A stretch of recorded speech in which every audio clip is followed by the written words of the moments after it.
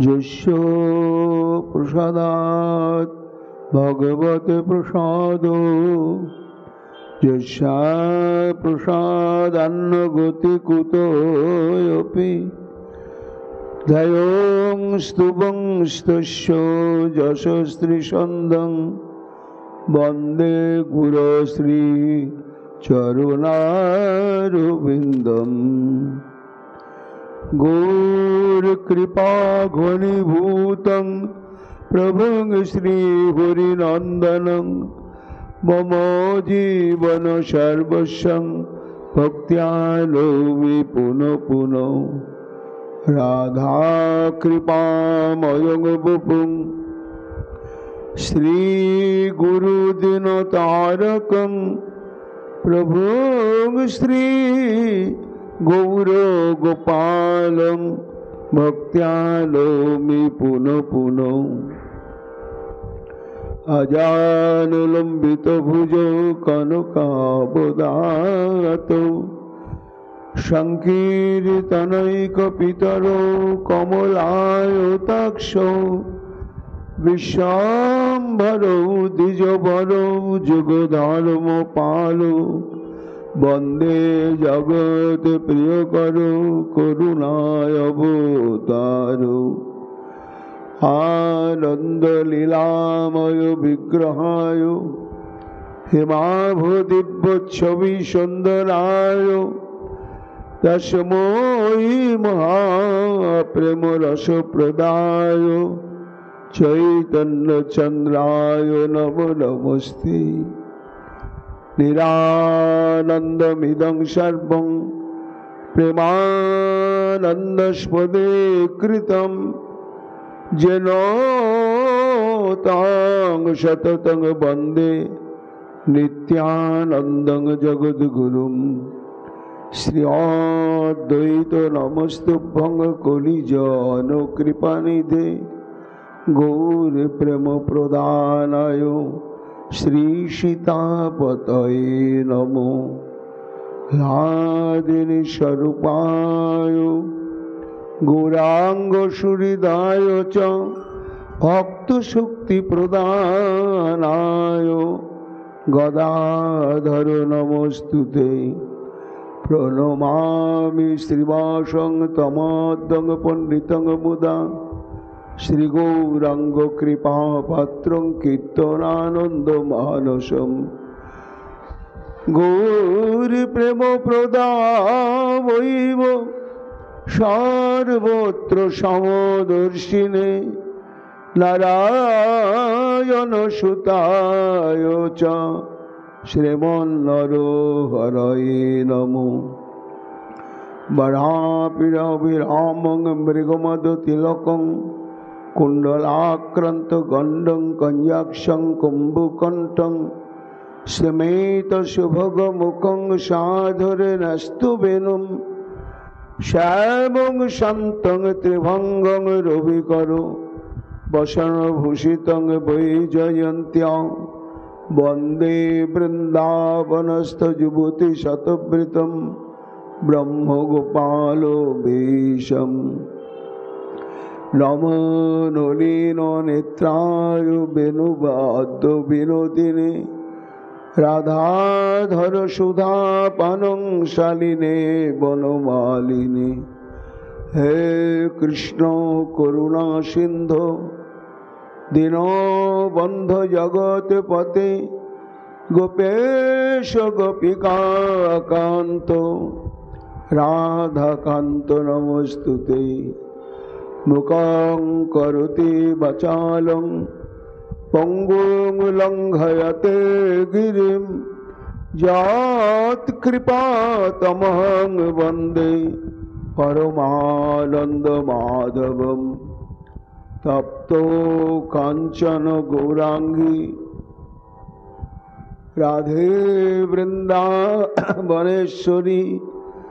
वृषभानुसुते देवी तां नमामि हरिप्रिये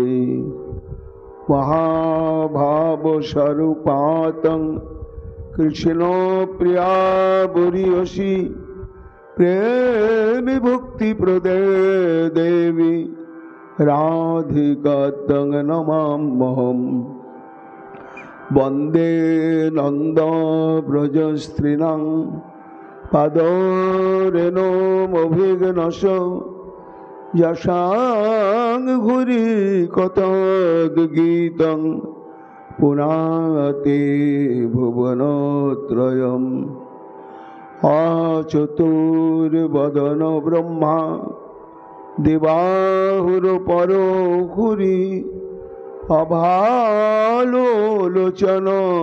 शम्भुर् भगवान् बदरायणि yang prapayantamanupetamapetakritam daipayana viraha kataryajuhavo putreti tanmayataya tarvayo vinedustam sarvabhuta hridaya monimanatosmi tamadidevam karunanidhanam tamalvarnam suhita avataram अपार संसार समुद्र शतम भजामहे श्री भागवत स्वरूपम वंशाकल्पतरुभ्यश्च कृपा सिन्धुभ्येव च पतितानां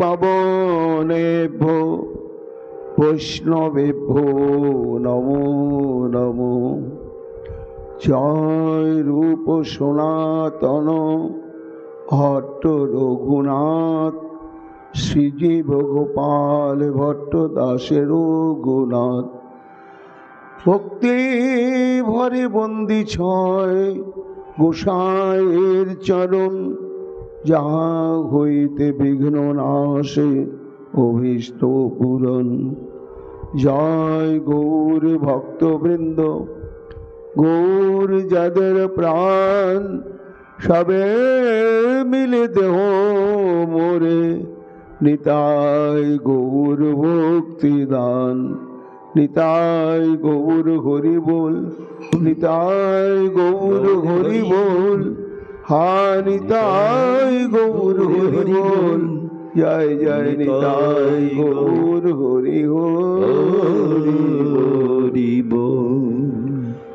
हा हा वृंदावनेश्वरी हा हा वृंदावनेश्वरी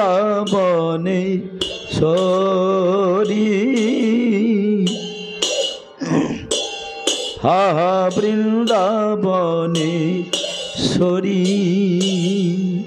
तुम्हारो चरणे नुपुरेर ध्वनि শুনিব কি শ্রুতি হরি তোমার চরণের নুপুরের ধ্বনি শুনিব কি শ্রুতি ভরি ছাত্র কমল বলয় কুণ্ডল ছাত্র কমল বলয় কুণ্ডল দেবী শঙ্খ চন্দ্র বললে ছাত্র কমল বলয় কুণ্ডল বেদী শঙ্খ চন্দ্র বল্লী রাধে জব শক্তি গদা সৌভাগ্য দিচ্ছিন্ন শক্তি গদা সৌভাগ্য চিহ্ন হরিব নয়ন ধরে হরিব নয়ন ভরে রাধে জপ শক্তি গদা সৌভাগ্য চিহ্ন হেরিব নয়ন ভরি হেরিব নয়ন ভরি চরণ সুগন্ধ অঘ্রাণ করিয়া চরণ সৌগন্ধ আঘ্রাণ করিয়া হইব কিয়নু মত রাধে চরণ সৌগন্ধ আঘ্রাণ করিয়া হইব কিয়ন মত আমার যুগল চরণ হৃদয়ে ধরিয়া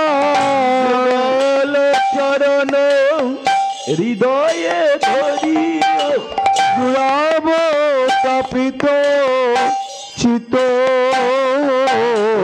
জুড়াব তাপিত চিত যুগল চরণ হৃদয়ে ধরিয়া জুড়াব তাপিত চিত জুড়াব তাপিত চিত সুগন্ধি সলিলে অরুণ চরণ গন্ধে সলিলে অরুণ চরণ কমল ধোয়াব ধীরে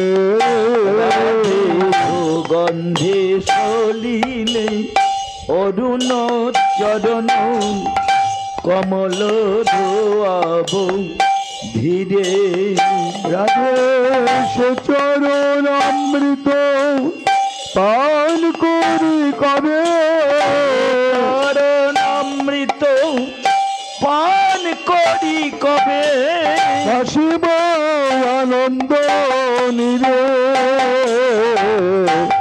হাসিব আনন্দ নিরে রাধে সে চরণ অমৃত পান করি কবে ভাসিব আনন্দ নিরে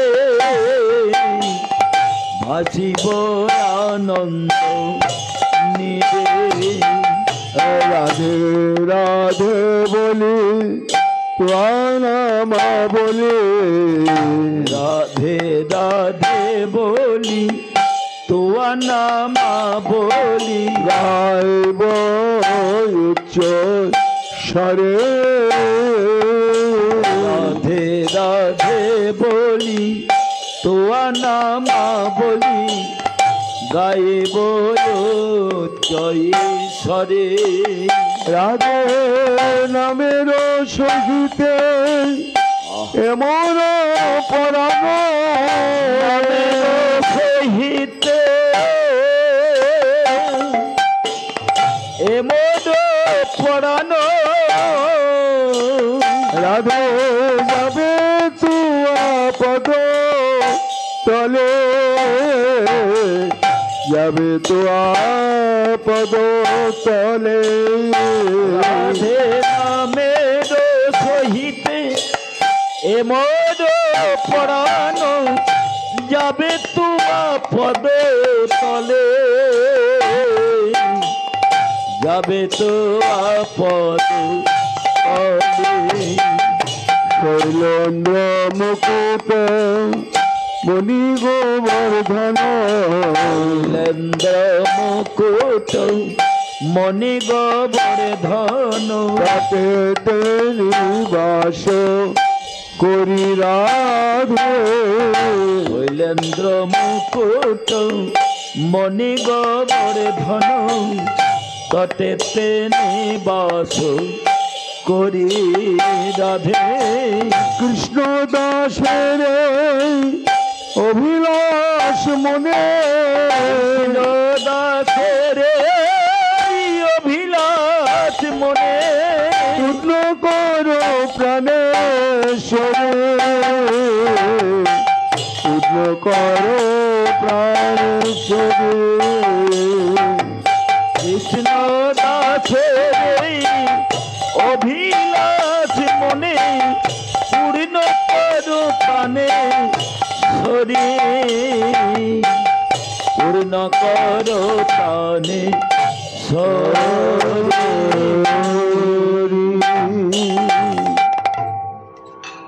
শ্রী শুকবাচ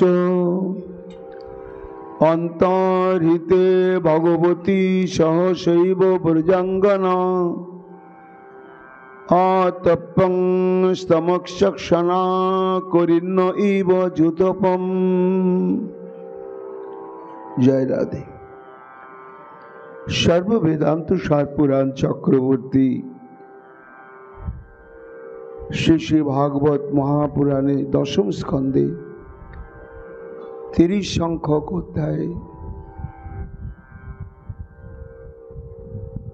প্রথম সংখ্যক শ্লোকে পরম পূজ্যপাদ শুকদেব গোস্বামী পাদ বলছেন, মহারাজ পরীক্ষিত, এর আগে তোমাকে বর্ণনা করে বলেছি যে মহারাসলীলা যখন আরম্ভ হলো তখনই দুটি উপসর্গ দেখা দিল। একটি হচ্ছে সৌভাগ্য গর্ব, আর একটি হচ্ছে মান।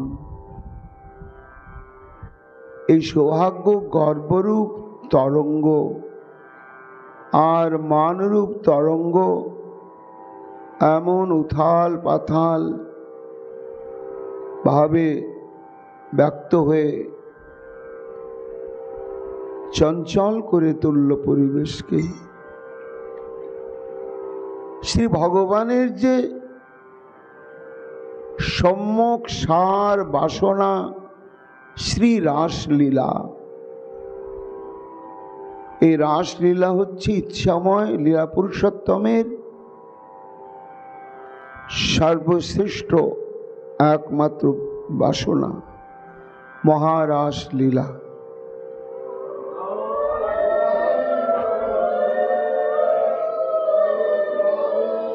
আর শতকোটি গোপিকা বৃন্দকে নিয়ে রন্তুং মনুষ্যক্রে যোগময় সমাবৃত রমণ বাসনা নেই ভগবান এই রাসলীলার আয়োজন করেছেন। কিন্তু অপ্রত্যাশিতভাবে তরঙ্গ উঠল। শান্ত না হওয়া পর্যন্ত ভগবান সেই মহারসের সমুদ্রে প্রাণ খুলে সাঁতার দেওয়ার মতো অনুকূল পরিবেশ হারিয়ে ফেললেন। আর এও জগৎকে দেখালেন, জগৎ দেখো, মানুষের জীবনের যে অহংকার, ঘাত প্রতিঘাতে চিত্তবৃত্তি যতই জর্জরিত হয়ে যাক, মানসিক শারীরিক আর্থিক সমস্ত প্রকার ঘাত প্রতিঘাতে জর্জরিত হলেও মানুষের এই দম্ভ এবং আত্মহংকার যায় না। এটি একমাত্র নিষ্কপট ভক্তি সাধনার দ্বারাই হয়, অপরাধ শূন্য নাম সাধনার দ্বারাই হয়। বৃক্ষ যেমন কাটিলেও কিছু না বলয়, শুকাইয়া মইলে তবু পানি নামাগয়। যেই যে মাগে তারে দেয় নিজ ধন, ঘর্ম বৃষ্টি সহে করে আনে রক্ষণ।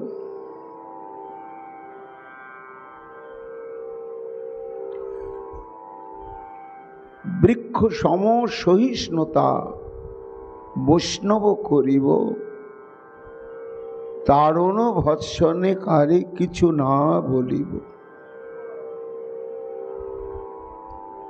উত্তম হয়ে আপনাকে মানে নিরভিমান, জীবের সম্মান দেবে জানে কৃষ্ণ অধিষ্ঠান। এই মতো হইয়া যে বা কৃষ্ণ নাম লয়, শ্রীকৃষ্ণের চরণে তাঁর প্রেম উপজায়। তা সেই দন্য বিভিন্ন দরজা দিয়ে চলে আসে আমাদের অন্তঃকরণে। সুকমণি বলছেন, এদের অভিমানের হেতুটা কি হলো? না, গর্ব। কিসের গর্ব? না, তারা দেখেছে শুনেছে গোচারণ ক্ষেত্রে হংস পিঠে স্বয়ং ব্রহ্মা এসে যে শ্রীকৃষ্ণের চরণের সেবা করবার সৌভাগ্য পায় না, দেবরাজ ইন্দ্র পায় না, স্বরানন গজানন পান না, এরা গোপিকাগণ সখাদের মুখে বৃত্তান্ত শুনেছেন, পরিচয় জেনেছেন। সেই গোবিন্দ যার ব্রহ্মাও যার চরণ ছোঁয়ার অধিকার পান না, আজকে সেই গোবিন্দ আমাদের মুখের ঘাম মুছিয়ে দিচ্ছে। এই অহংকার এসে গেল। আমি সব থেকে বেশি কৃষ্ণের প্রিয়ত্ব অর্জন করতে পেরেছি।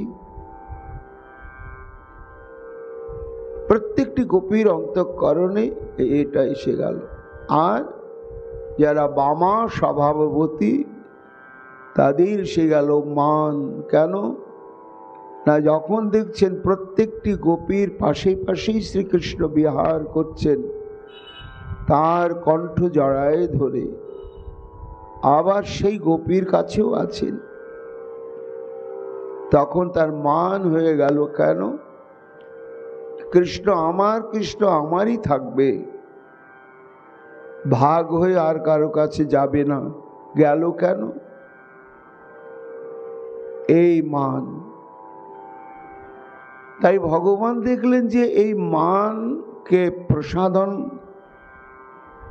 আর সৌভাগ্য গর্বকে প্রশমন করার একটা উপায়, সে উপায়টা হচ্ছে অন্তর্ধ্যান। তাই ভগবান অন্তর্ধ্যান করলেন। যেন ভর দুপুর বেলাতেই হঠাৎ অপ্রত্যাশিত ভাবে যদি পূর্ণ গ্রাস সূর্যগ্রহণ হয়ে যায়, তাহলে যেমন দুম করে অন্ধকারে গোটা পৃথিবী অন্ধকারাচ্ছন্ন হয়ে যায়। তাই শতকোটি গোপীর মিলন মেলায়, যার মস্তকের উপরে শরৎকালীন পূর্ণ চন্দ্র, তার ভাণ্ডারের যত জ্যোৎস্না সব বিতরণ করে আলোকিত করে রেখেছে মহারাসস্থলীকে। কিন্তু এত আলোর মধ্যেও যখন শ্রীকৃষ্ণ অন্তর্ধান করলেন, তখন যেন গোপীগণের চোখের সামনে নেমে এলো অমানিসার ঘোর অন্ধকার। সব স্তব্ধীভূত হয়ে গেল। কেমন হলো দশা? বর্তমান শ্লোকে বলছেন, অন্তর্হিতে ভগবতী সহসৈব। হঠাৎ করে ভগবান যখন অন্তর্ধান করলেন, তখন ব্রজঙ্গনা অতপংস্তম, সমস্ত ব্রজঙ্গনাগণ একেবারে দুর্বিষহ দুঃখের সমুদ্রের অতল তলে ডুবিয়ে গেল। অন্ধকার হয়ে গেল তাদের জীবন, তাদের আশা, তাদের আকাঙ্ক্ষা, তাদের স্বপ্ন, তাদের জীবনকে সার্থক করার যে পরিকল্পনা, সব হারিয়ে গিয়ে তাদের দশা কেমন হলো? করিন্ন ইব যুথপম। শুকমণি বলছেন, মহারাজ পরীক্ষিত, যেমন বন্য হস্তিদের জুথ থাকে, দল,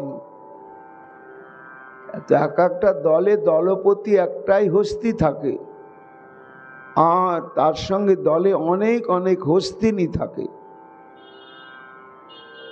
এবং সেই হস্তিনীগণ হস্তির উপরে পরিপূর্ণ নির্ভরশীল। আর হস্তিটিও তাদের অঙ্গ প্রত্যঙ্গ স্পর্শ করে তাদের সুরের দ্বারা, প্রীতির বন্ধনে তাদেরকে একেবারে আপন করে বেঁধে রেখে দিয়েছে। তাই যুথপতি হস্তির সঙ্গে ছায়ার মতন অনুগামিনী হস্তিনীগণ সর্বত্রই বিচারণ করতে করতে সেই দলপতি হস্তিটি যদি হঠাৎ অন্তর্ধান করে গভীর অরণ্যে, তখন ওই হস্তিনীগণের যে দশা হয়, আজকে গোপিকাগণের সেই দশায় উপস্থিত হয়ে গেল। তাদের দুঃখের সীমা রইল না। এর মধ্যে সুকমণি বলছেন, মহারাজ, এর মধ্যেও একটি রহস্য প্রকাশিত হলো। কি? অন্তর্হিতে ভগবতী, অর্থাৎ ভগবতী শব্দে ভগবান। পরীক্ষিত বলেন, কৃষ্ণ শব্দ ব্যবহার না করে ভগবতী বা ভগবান শব্দ ব্যবহার হলো কেন? সুকমণি বলছেন, গূঢ় তাৎপর্য আছে। বাহ্যিক ভাবে দেখা গেল যে শ্রীকৃষ্ণই অন্তর্ধান করলেন, কিন্তু না, ভগবান অন্তর্ধান করলেন। তার মানে সুকমণি বলছেন, মহারাজ, ভগ শব্দের অর্থ হচ্ছে ষড়বিধা ঐশ্বর্য। এই ঐশ্বর্য যাতে পরিপূর্ণতম ভাবে নিত্য বর্তমান থাকে, তাকেই ভগবান বলা হয়। আবার ভগ শব্দের একটা ব্যাকরণগত অনুবাদ হচ্ছে শ্রী। শ্রী হচ্ছে ভগ, বা ভগ শব্দের অনুবাদ হচ্ছে শ্রী, আর শ্রী শব্দে রাধারানীকেই বুঝায়। তাহলে ভগ শব্দের একটা নিগুড় তাৎপর্য হচ্ছে রাধা। তো ভগবান শব্দের অর্থ তাহলে কি হবে? না, শ্রীমতী রাধা রানী সহ যিনি বর্তমান থাকেন তাকেই ভগবান বলা হয়। তাহলে অন্তরিতে ভগবতী এই শব্দের তাৎপর্য কি হলো?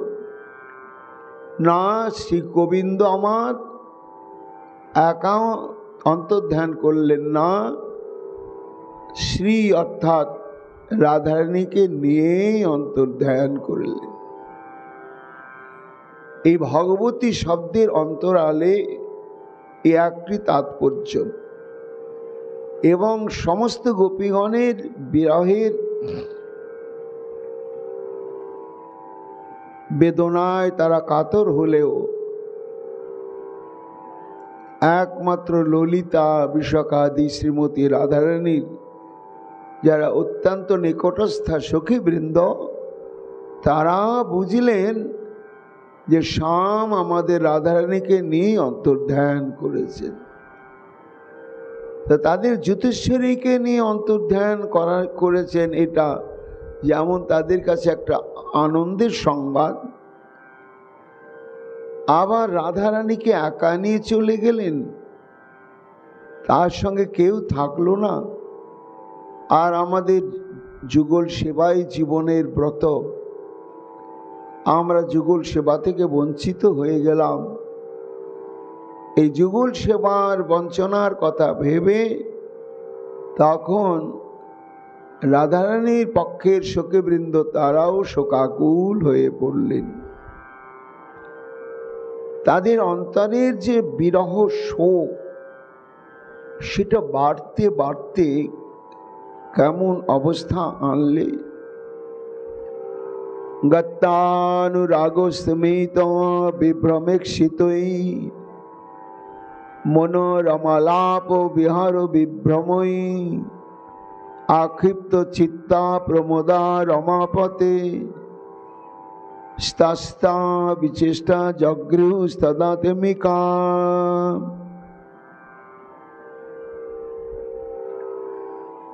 অর্থাৎ বিরহে তাদের চিত্তটা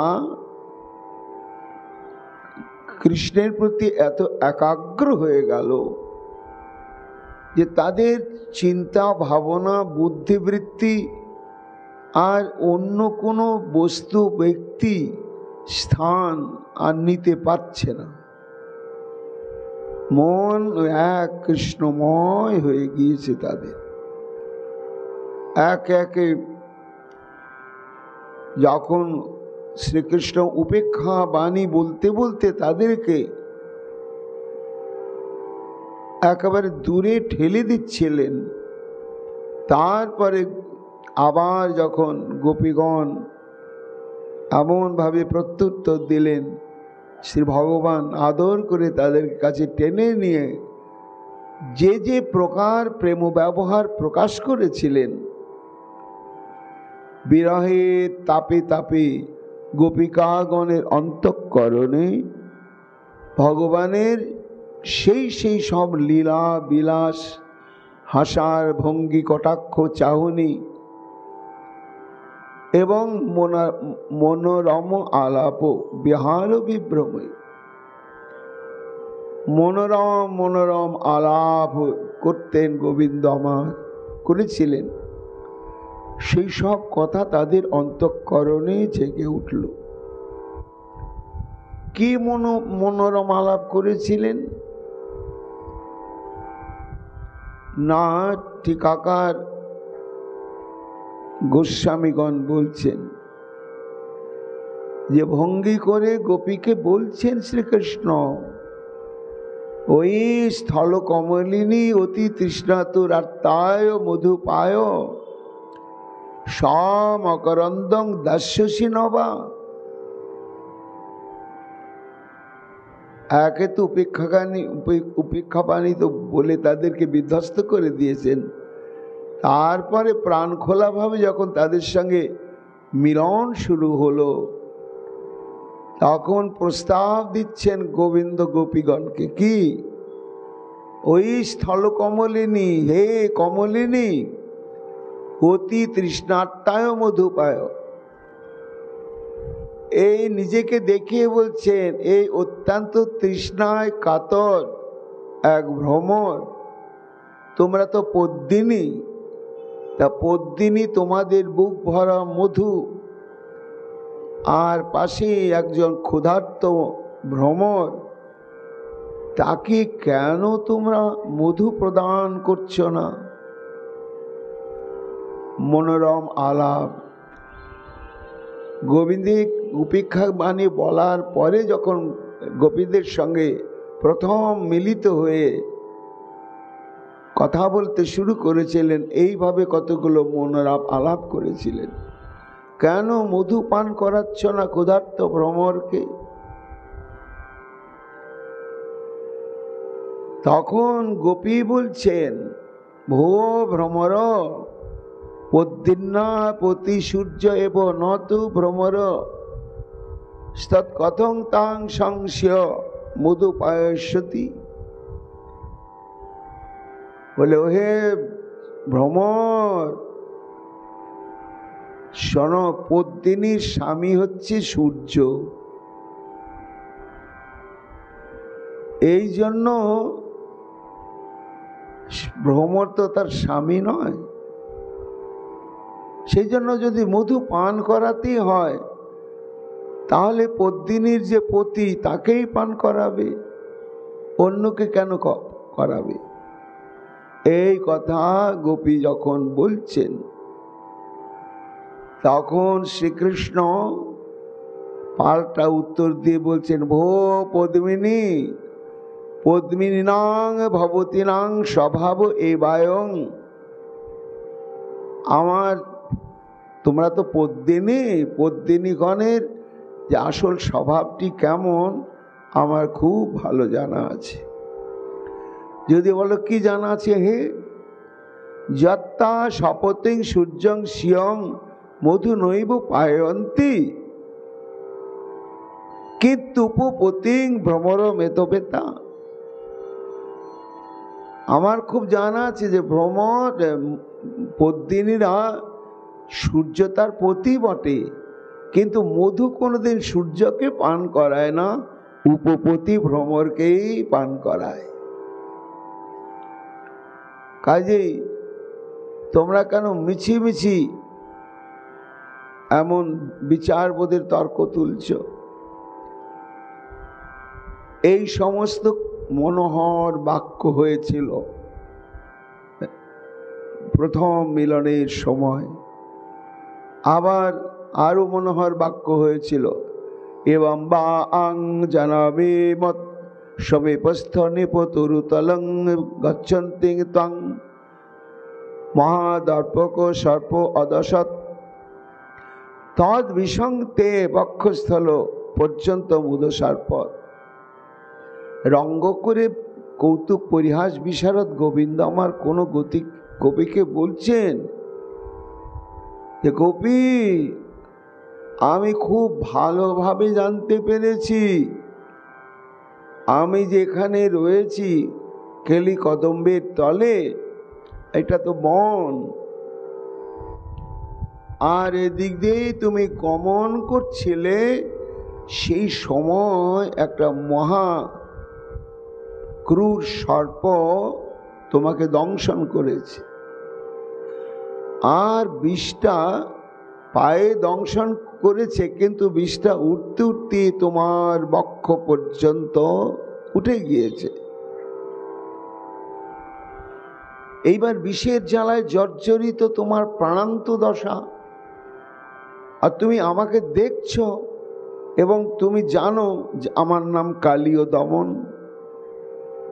আমি কালীয় নাগকে দমন করে তার বিষকে শোধন করে নির্বিষ করে আমি বৃন্দাবন থেকে তাড়িয়ে দিয়েছি। আমাকে জানো ভালোভাবে, আর বিষের জ্বালায় জর্জরিত হয়ে প্রাণান্ত কষ্ট পাচ্ছ, কিন্তু তদপি তং কুলবধূ তাদেব মাং তদ উপশনম ন পৃচ্ছতি। সতীত্বের অহংকারী হয়ে জানো যে আমি বিষ নামাতে পারি, তবু আমার কাছে তুমি প্রকাশ করে বলছো না। কিন্তু না বলো, আমার তো কর্তব্য আছে।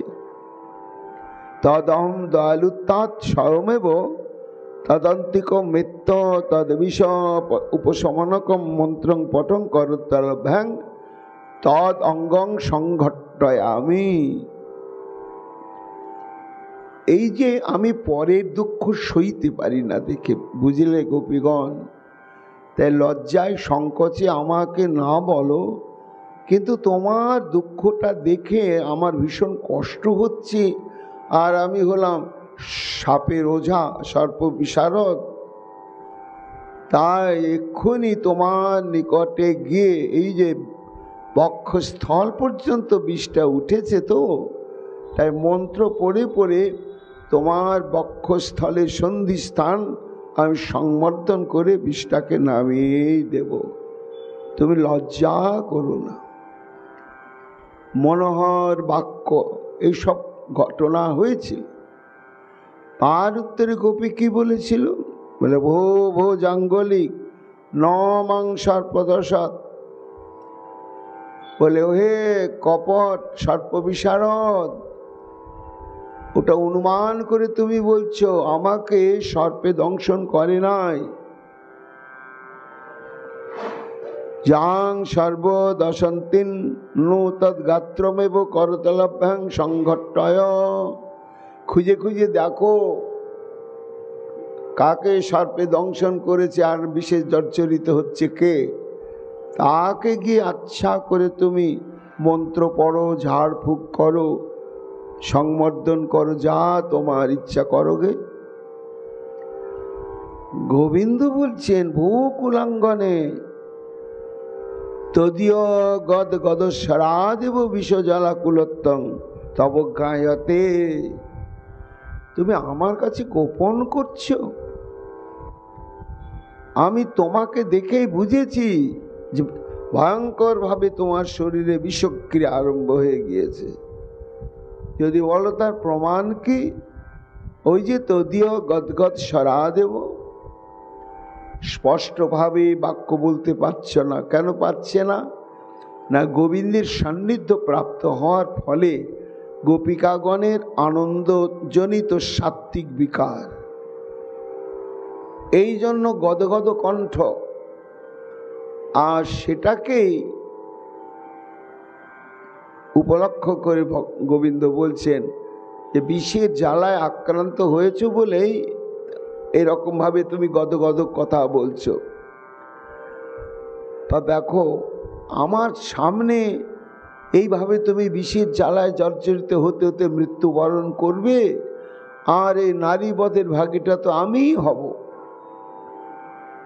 এই জন্য তুমি লজ্জা করে না বললেও তোমার প্রাণ রক্ষা করার জন্য শত বাধা দিলেও আমি ছাড়ব না, আমি গিয়ে তোমার সর্বাঙ্গ হস্ত স্পর্শ করে ঝাড়ফুঁক করবই করব।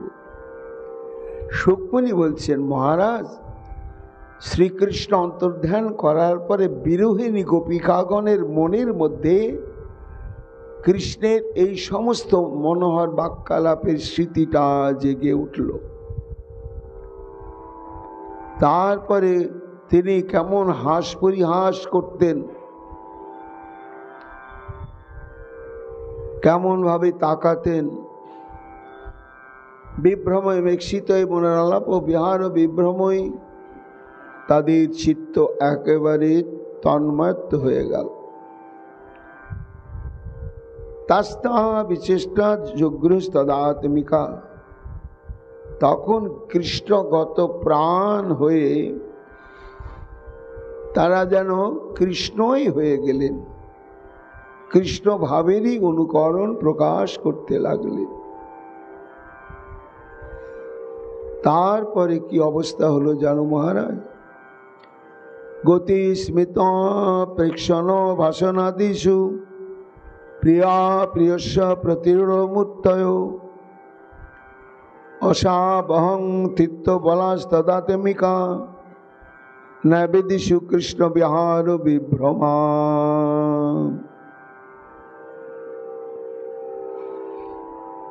অর্থাৎ গোপিকাগণ কৃষ্ণ বিরহে কৃষ্ণকে চিন্তা করতে করতে একেবারে মানসিকভাবে শারীরিকভাবে আবিষ্ট হয়ে পড়লেন।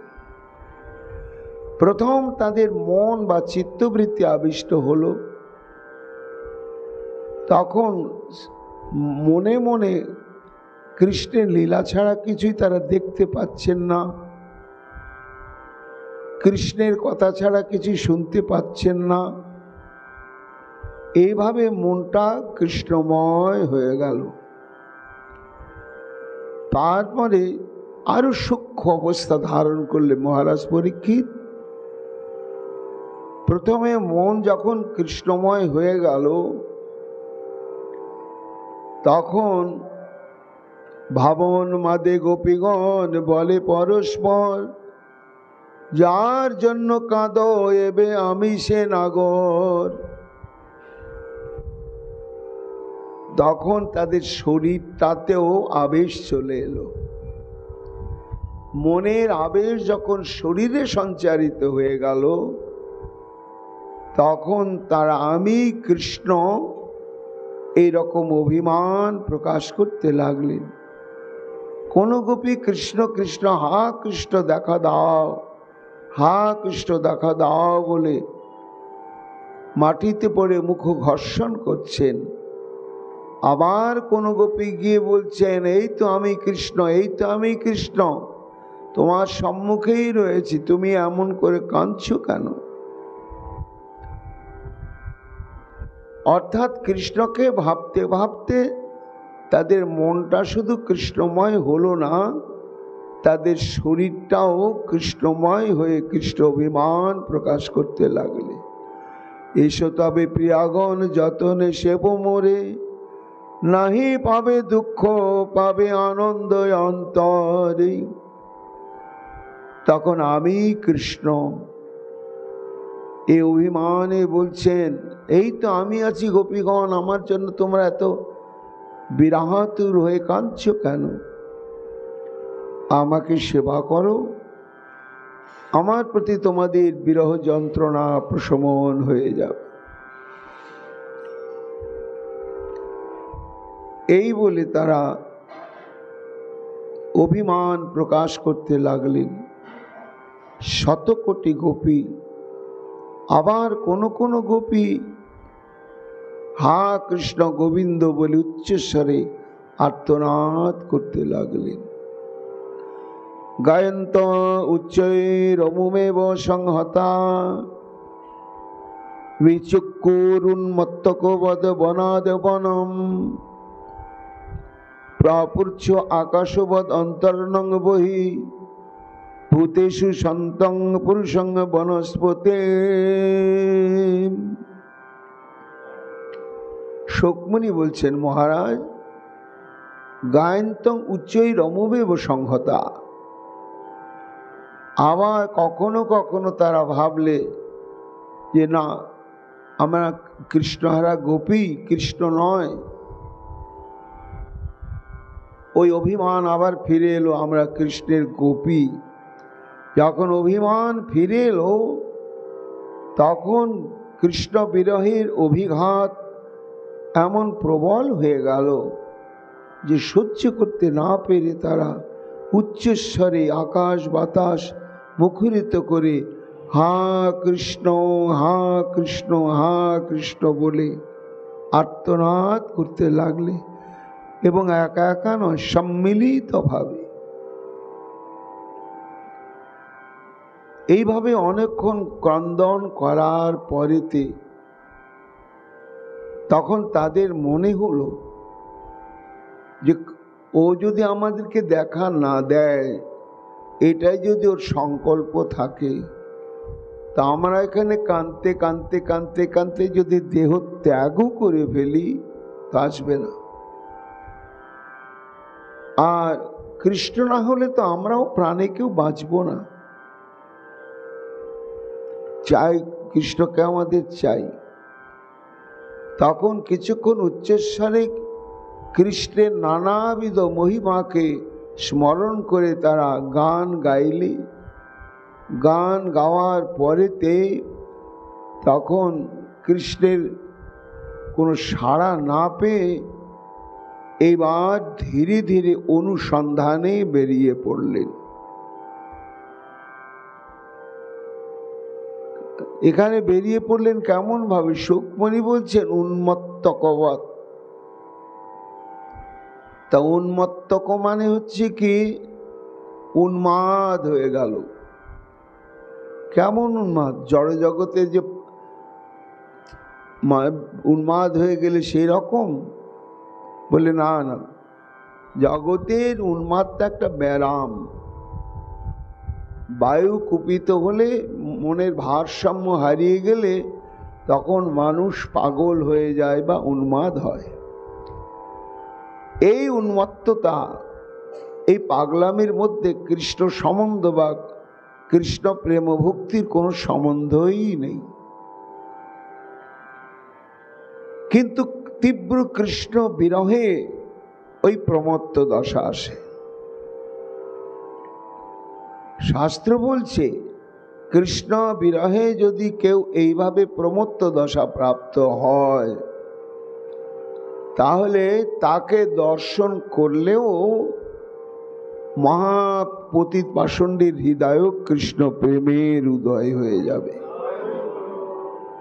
যদি কখনো ভাগ্যে মিলে যায় যে ভগবত বিরহে একজন উচ্চকোটির সাধক এইভাবে ক্রন্দন করছেন দিন রাত ধরে ধরে, এই যদি দর্শনের সৌভাগ্য, স্পর্শনের সৌভাগ্য, প্রণাম আদি করার সৌভাগ্য হয়, তাহলে তার মানব জন্মই ধন্য হয়ে যায়। তেরা গান গাওয়ার পরে অনুসন্ধানে বেরোলো। এখানে উন্মত্ত মানে উন্মত্ত হচ্ছে, এই বলা হচ্ছে যে যাদের বাক শক্তি নাই, কথা বলতে পারবে না বা পারে না, গোপীরা ভুলে গেল, তাদেরকে গিয়ে কৃষ্ণের কথা জিজ্ঞাসা করছে। গোপীরা জানেন যে এরা কথা বলতে পারে না, অথচ গিয়ে তাকেই জিজ্ঞাসা করছেন কাঁদতে কাঁদতে। এটাই হচ্ছে উন্মত্ততার লক্ষণ। কৃষ্ণ বিরহের অভিঘাতে তাদের যে মনের ভারসাম্যটা হারিয়ে গেছে, কাকে খুঁজছেন? শুকমুনি বলছেন, মহারাজ, যিনি উপাদান এবং নিমিত্ত কারণ রূপে সমগ্র বিশ্বের অবস্থান করছেন। কেমন? আকাশবৎ অন্তর্বহির্ভূতেষু, সর্বজীবের বাইরেও ভগবান ওই কৃষ্ণ, আবার তাদের অন্তরেও কৃষ্ণই। কৃষ্ণ ছাড়া জগতে কিছু নাই, কৃষ্ণ ছাড়া কেউ নেই। সবই কৃষ্ণের প্রকাশ, সবই কৃষ্ণের থেকেই প্রকটিত হয়েছে। তেমন যে তত্ত্ববিশেষ কৃষ্ণ, সেই কৃষ্ণের অনুসন্ধান করছেন গিয়ে ওই সমস্ত বৃক্ষাদির নিকটে, কোনো মানুষের কাছে না। কাদের কাছে? বনস্পতি। বনস্পতি হচ্ছে বড় বৃক্ষাদি, তাদেরকে জিজ্ঞাসা করছে। সর্বভূতেষু সন্তং পুরুষম, আছেই তো কৃষ্ণ, তিনি কোথায় যাবেন? তিনি অন্তর্ধ্যান করে আস্বাদন করছেন যে গোপীগণের বিরহে তাদের কি কি ভাব বিকার প্রকাশ হয়, এটা আমাকে আস্বাদন করতে হবে। যেমন মিষ্টি খেতে খেতে একটু ঝাল নোনতা খাও, আস্বাদনের বাসনা জাগে, তেমনি গোপীগণের সঙ্গে গভীর মিলনে যে কি আনন্দ, সেটি তো অনুভব হয়েছে, কিন্তু বিরহে কিরকম অনুভব সেটি জানবার জন্য ভগবানের অন্তর্ধ্যান লীলা।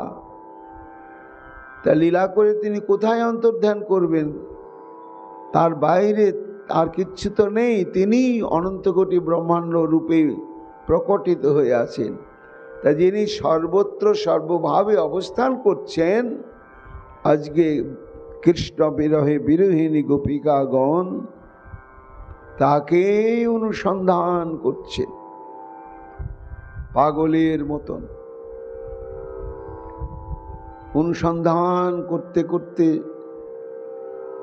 কাছে গিয়েছেন বিশাল বিশাল বটবৃক্ষ, অশ্বত্থ বৃক্ষ, লক্ষ বৃক্ষ, এগুলো হচ্ছে সব থেকে উঁচু গাছ আর খুব বিস্তৃত গাছ।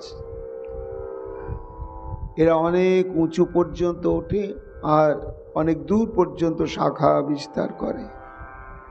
তাই গোপীরা, যে গোবিন্দ সর্বত্র বিরাজমান থাকা সত্ত্বে গোপীরা তাকে খুঁজে খুঁজে ফিরছে চোখের জলে ভাসতে ভাসতে। দৃষ্ট কচিদ অসত্য প্লক্ষণ আগ্রদন মন,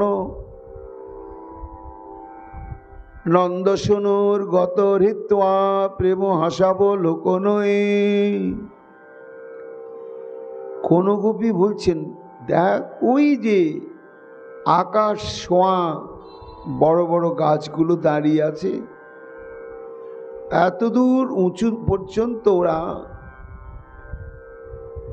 দাঁড়িয়ে আছে যে বহু দূরের কোথায় কি হচ্ছে ওরা দেখতে পাচ্ছে। আমরা তো ছোট ছোট নিচে আছি, কাজে বহু দূরে কোথায় কি হচ্ছে আমরা দেখতে পাচ্ছি না, কিন্তু গাছেরা দেখতে পাচ্ছে। কেন? এরা সব থেকে উঁচু গাছ ব্রজমণ্ডলের মধ্যে। তাহলে নিশ্চয় এরা কৃষ্ণকে দেখতে পাচ্ছে। কোথাও ঝোপঝাড়ের মধ্যে ঘাপটি মেরে আড়াল হয়ে আছে, কিংবা উপবনের মধ্য দিয়ে পালিয়ে পালিয়ে বেড়াচ্ছে, এই উঁচু উঁচু গাছগুলো ঠিক দেখতে পাচ্ছে। আর এরাই আমাদেরকে জানিয়ে দেবে, বলে দিতে পারবে। তাই চলো এদেরকে জিজ্ঞাসা করি। দৃষ্টব কশ্চিদ অসত্য প্লক্ষণ আগ্রদন মন। তখন তাদের কাছে গিয়ে জিজ্ঞাসা করছে যে হে অশ্বত্থ, হে বটবৃক্ষ, হে বৃক্ষ, তোমরা তো অনেক দূর পর্যন্ত দেখতে পাচ্ছ, আর তোমরা হচ্ছে বৃহৎ। তো যারা বৃহৎ তাদেরকে বলা হয় মহৎ। আর শাস্ত্র বলেছে যে মহতের অনুগত হতে পারলে, মহতের আশ্রয় নিলে ভগবানকে নিশ্চিত রূপেই পাওয়া যায়। মহতের কৃপা বিনা কোনো কর্মে সিদ্ধি নয়। এই জন্য তোমরা মহৎ, কাজেই তোমরা বলে দাও আমরা একজনকে খুঁজছি। গাছ যেন বলছে কাকে খুঁজছ? নন্দ শুনো, পরম ভাগবত বিচক্ষণ আমাদের মহারাজ নন্দ, সে নন্দ বাবার পুত্র। ও কেন খুঁজছ? খোঁজার কারণ কি? না, হারিয়ে গেছে। তো দেখো রাজার ছেলে, তার ঘুরতে ফিরতে বিহার করতে মনে হচ্ছে, কোথায় ঘুরছে, তার জন্য তোমরা এত কান্নাকাটি করে এত ব্যস্ত হচ্ছ কেন? বলো হে বৃক্ষ, বুঝবে না? হৃত্বা নো মন, আমাদের মনগুলোকে চুরি করে নিয়ে পালিয়ে গেছে। বুঝলে? বলি সে কি? বৃক্ষ যেন বলছে আহা, তোমরা সবাই কুলবধূ, বিবাহিতা এবং সতীকুল শিরোমণি, তোমাদের মন আবার কি করে স্বামী ছাড়া অন্যকে হরণ করতে পারে? এটা তো অসম্ভব। কি করে হরণ করলে? না প্রেম হাস অবলোকনই। তিনটি বানে, তিনটি ফাঁদে, তিনটা ফাঁদ, একটা প্রেম ফাঁদ, আর একটা দুষ্টুমি হাসি ভরা তার মুখ, আর ওই টেরা নয়নে কি রহস্যময় চাহুনি। এই তিনটি ফাঁদে আমাদের মনটাকে ধরে নিয়ে, এইবার নিয়ে সে একেবারে হরিবোল পালিয়েছে। টিকাকার বলছেন ভো ভো ভূরহুতে দিশ দশ গত্বা শাখা শিরস্তম্বরম গোপ কোপি তমাল কোমল রুচি কোচিন্ন দৃষ্টস্তয়া। অর্থাৎ ভো ভো, ভূরুহ, ভূরুহ মানে বটবৃক্ষ, বিশাল বড় বড় বৃক্ষ। তো তোমরা তো 10 দিকেই শাখা প্রশাখা বিস্তার করে আছো, এই জন্য 10 দিকে কোথায় কি হচ্ছে সব তোমরা দেখতে পাচ্ছ, উপরে নিচে আর অষ্টদিকে। এই জন্য আমরা খুঁজছি একটা গোপকে, কেমন সে তমাল কমল রুচি, কচি তমালের মতন উজ্জ্বল শ্যাম বর্ণ বিশিষ্ট, সে নন্দশুনু গোপতনয়। গাছ তো কি কথা বলবে? গাছ কথা বলে নাকি? কথা বলছে না, কিন্তু বাতাসে পাতাগুলো পতপত করে উঠছে, এমনি এমনি করে নড়ছে। এবং তাবির উদারহৃতে বত মোহর বক্তুং বচনীশ্বর পত্রই রেব নিসর্গ চঞ্চলতরই প্রত্যুত্তং দত্তবান। বৃক্ষগুলো যেন কথা বলছে না, ভাবভঙ্গির দ্বারা পাতাগুলোকে নাড়িয়ে নাড়িয়ে যেন হাত নাড়িয়ে নাড়িয়ে বলছে নহি নহি নহি নহি। আমরা হলাম গাছ, গাছ গাছগাছালিরই খবর জানবে, লতা পাতার খবর জানবে। তোমাদের গোপ, তোমরা গোপী আর গোপ রাখাল তোমাদের হারিয়েছে, তার খবর আমরা কি করে জানবো? তার সঙ্গে আমাদেরই কি প্রয়োজন রয়েছে? তোমরা হলে গোপী আর সে হলো গোপ, এই জন্য তার সঙ্গে তোমাদের সম্বন্ধ থাকতে পারে, প্রয়োজন থাকতে পারে। কিন্তু আমরা বৃক্ষ জাতি, আমাদের সংবাদে কোনো প্রয়োজন নাই। এটি যেন ওই বিশাল বিশাল বৃক্ষের বায়ুতে সঞ্চালিত সমস্ত কিশলয় যেন এই বক্তব্যটাই তাদের কাছে বলে দিলে। সুখমণি বলছেন, মহারাজ তখন তারা হতাশ হয়ে গেলেন। এই সর্বপ্রথম নিশ্চিত যে সংবাদ দিতে পারবে একটা বিশ্বাস ছিল, এত উঁচু হয়ে আর দাঁড়িয়ে আছে, কত দূর পর্যন্ত এদের দৃষ্টি প্রসারিত, কিন্তু এরা আমাদের দুঃখটা বুঝিল না, আমাদের অনুকূলে একটু সৎ উত্তর দিলে না, তাচ্ছিল্য ভরে এমনভাবে বললে যে আমরা কৃষ্ণকে পেলেই কি না পেলে কি তাদের কিছু যায় আসে না। হ্যাঁ, এটাই নিয়ম।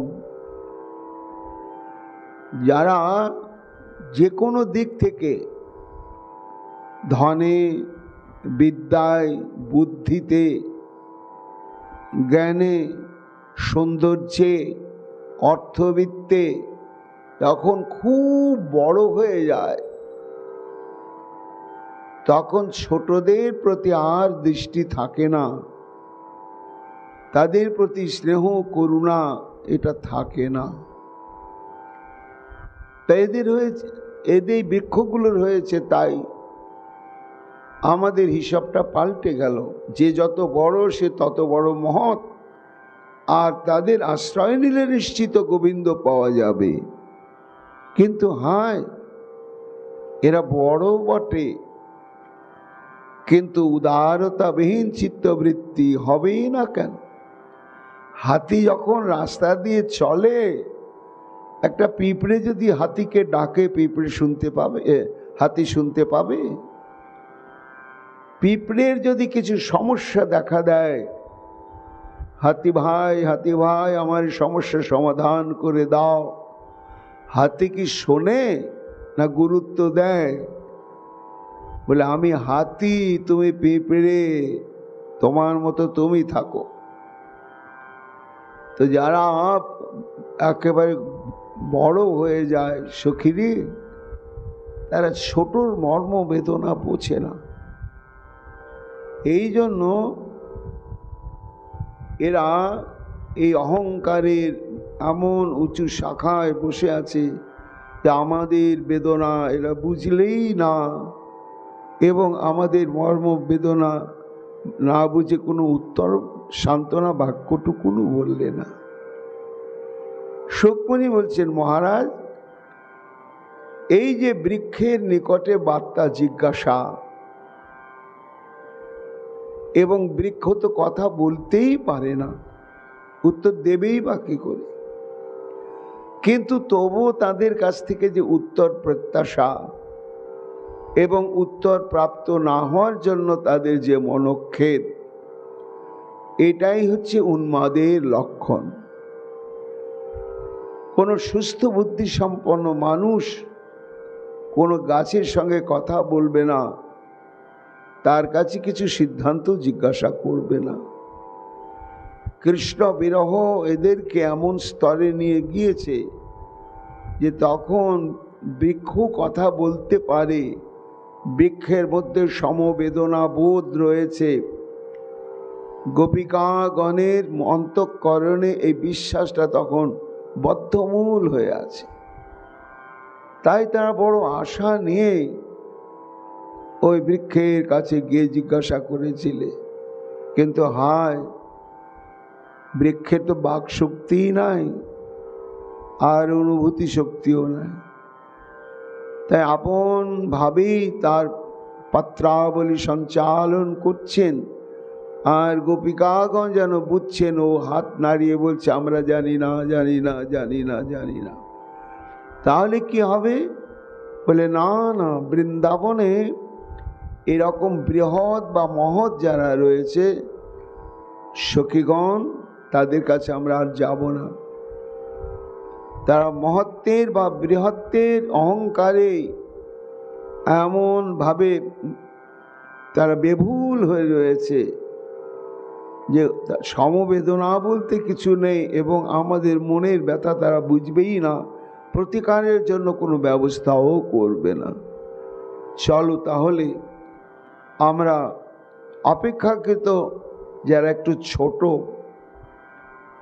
যারা আমাদের ব্যথার সমবেথী, তাদেরকে জিজ্ঞাসা করি, নিশ্চয় আমরা অবশ্যই সদুত্তর পাবই পাব।